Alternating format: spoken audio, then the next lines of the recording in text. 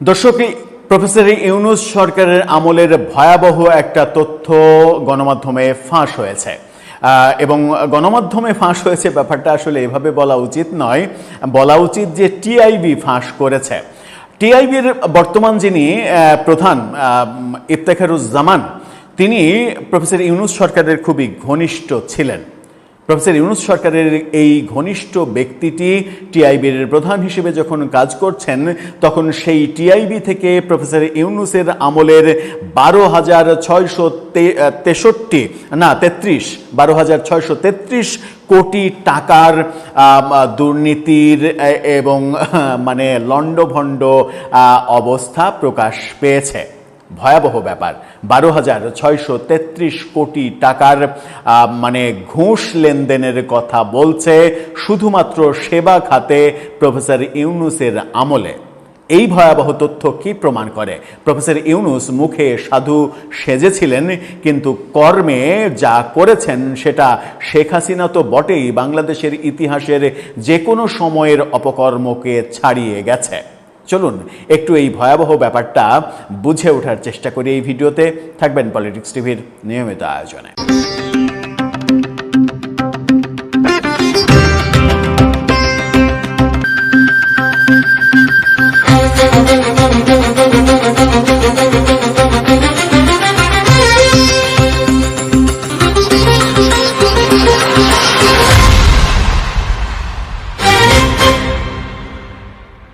দর্শক, বলছিলাম প্রফেসর ইউনূস সরকারের আমলের মহা কেলেঙ্কারির খবর ফাঁস হওয়া প্রসঙ্গে টিআইবি যে কাজটা করেছে, আমার মনে হয় প্রফেসর ইউনূস সরকারের সব থেকে বড় সর্বনাশটা এবার হয়ে গেল।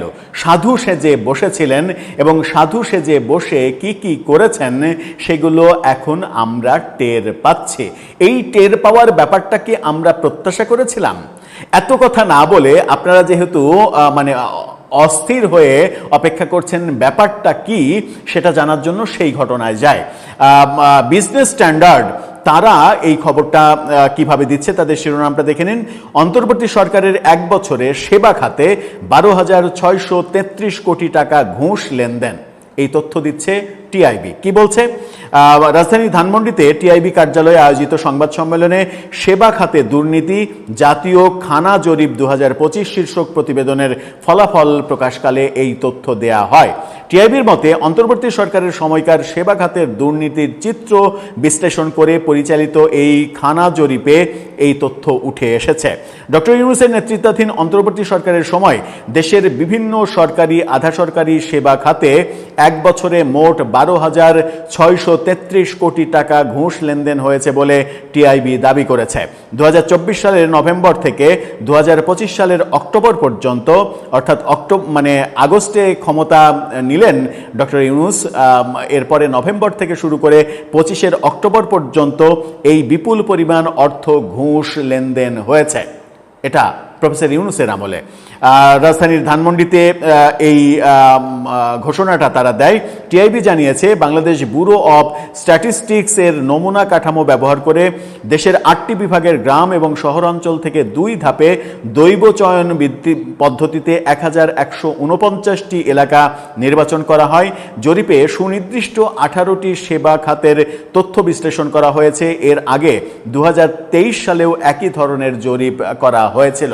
এবারের জরিপে আমরা দেখছি 12,633 কোটি টাকা প্রফেসর ইউনূসের এক বছরে ঘুষ লেনদেন হয়েছে।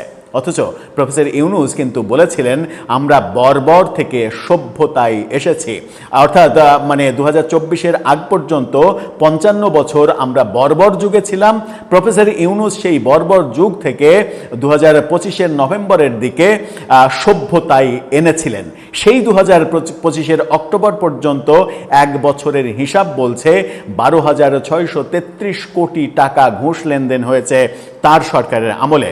এটা নিয়ে খুবই মজার একটা পোস্ট দিয়েছেন সাংবাদিক আনিস আলমগীর। সাংবাদিক আনিস আলমগীর এটা নিয়ে খুব মজা করেছেন। তার পোস্টটা দেখে নিন। সেই পোস্টে তিনি বলছেন, কি হে বিশ্ব বাটপার, টিআইবির সাম্প্রতিক জরিপ বলছে আপনার নেতৃত্বাধীন অন্তর্বর্তী সরকারের সময়ে 1 বছরে সেবা খাতে 12,633 কোটি টাকার ঘুষ লেনদেন হয়েছে। 8টি বিভাগের গ্রাম শহর মিলিয়ে এই চিত্র তুলে ধরা হয়েছে। আপনি তো ফেরেস্তার মতো এসে বলেছিলেন আগের সরকার ছিল দুর্নীতির প্রতীক, আমরাও বিশ্বাস করেছি। তাহলে আপনার সময়ে একই চিত্র কেন? তিনি বলছেন যে বিশ্বমঞ্চে সাধু ভাবমূর্তি দেখানো সহজ, কিন্তু বাস্তবে ব্যবস্থাটা বদলানোই তো আসল পরীক্ষা। সেখানে আপনি কতটা সফল সেই প্রশ্ন এখন উঠতেই পারে। অবশ্য ব্যবস্থা বদলাবেন কি করে? নিজেই তো লুটপাটে ব্যস্ত ছিলেন। এরপরে আর কোনো কিছু কি বলার প্রয়োজন রয়েছে?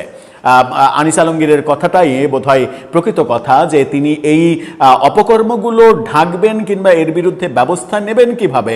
তিনি নিজেই তো অপকর্মে জড়িত ছিলেন, তিনি নিজেই তো নিজের স্বার্থ চরিতার্থ করার চেষ্টা করেছেন, তিনি নিজেই তো তার বাহিনীকে লেলিয়ে দিয়েছেন মব করে, বিভিন্ন জনের কাছ থেকে টাকা আদায় করে ধনী বনে যেতে।